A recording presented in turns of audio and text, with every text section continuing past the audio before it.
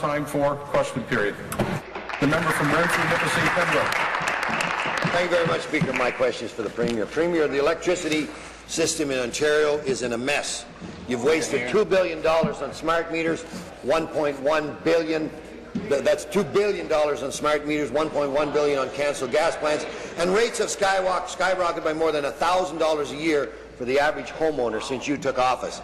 The people are fed up with your hydro mismanagement. Now you're planning to sell a majority stake in Hydro One, 60% in fact, to raise money you can't come up with otherwise. But don't worry, Mr. Speaker, the Premier says rates might not go up because the Ontario Energy Board is there to protect consumers. The same Energy Board that just approved a rate increase of over $68 a year. Premier, why should ratepayers believe your line that the OEB will lift rate increases when yesterday they did the exact opposite?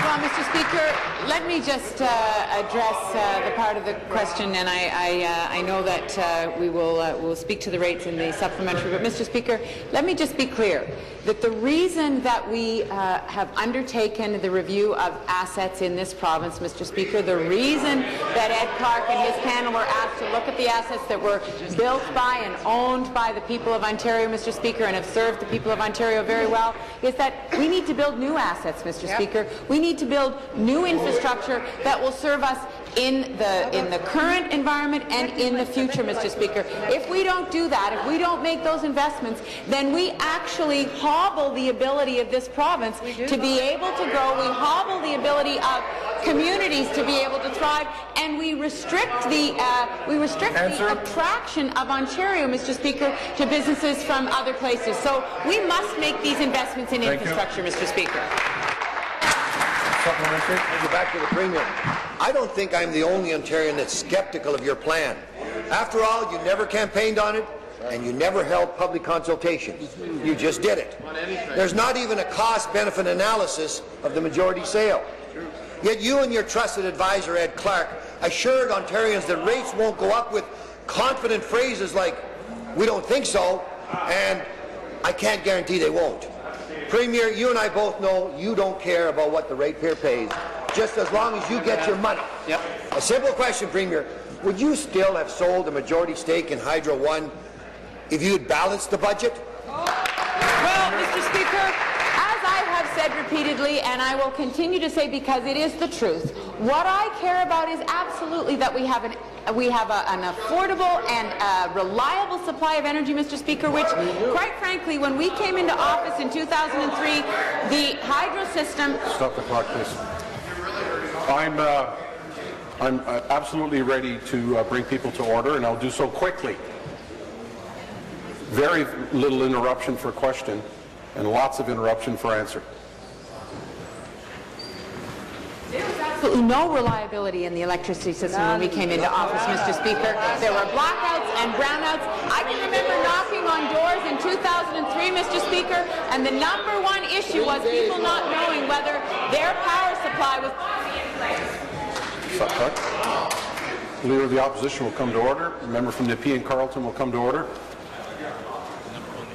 Thank you. Carry on, please. There was no confidence in the electricity system, Mr. Speaker. There were brownouts and blackouts across the province, and it was absolutely imperative that when we came into office that we rebuild the system, that we do the upgrading that was necessary, Mr. Speaker. We've done that upgrading. And as the member opposite knows, Mr. Speaker, there is a cost associated with that. He also knows that the Ontario Energy Board sets rates, Mr. Speaker, and will set rates after this. Thank you. Final supplementary. Premier, it's obvious that what's happened here is you promised a lot more than you can deliver. That's right. You drove the province into the ground for 12 years, and now the only way out is on the back of ratepayers. You continue to say that the OEB will regulate prices and that they won't go up. But every bit of evidence confirms the complete opposite. Ontarians have your word on one hand and the Energy Board's latest increase on the other.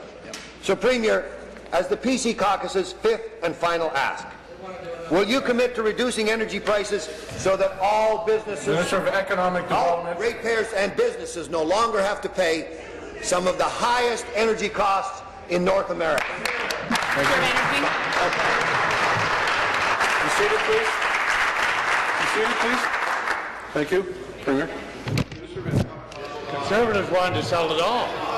Mr. Speaker, let's be clear about the Ontario Energy Board. Mr. Speaker, rate applications go before the Ontario Energy Board. Some of the history, Mr. Speaker, is in 2010, Hydro One asked for a rate increase for distribution, received a 9% reduction, Mr. Speaker. In 2012, Hydro One asked for a rate increase for transmission, received a 3% reduction, Mr. Speaker. When Ontario Power Generation applied for 6.2% rate increase in 2011, Mr. Speaker, the OEB denied this request and lowered rates by 0.8%, Mr. Speaker. There is a history of the OEB refusing requests for rate increases because they can... The member from Renfrew, Nipissing, Pembroke will come to order. And stop clock, please. And now I will also remind you that I am not impressed when I hear people use anything else other than their riding or their title when speaking at all. New question.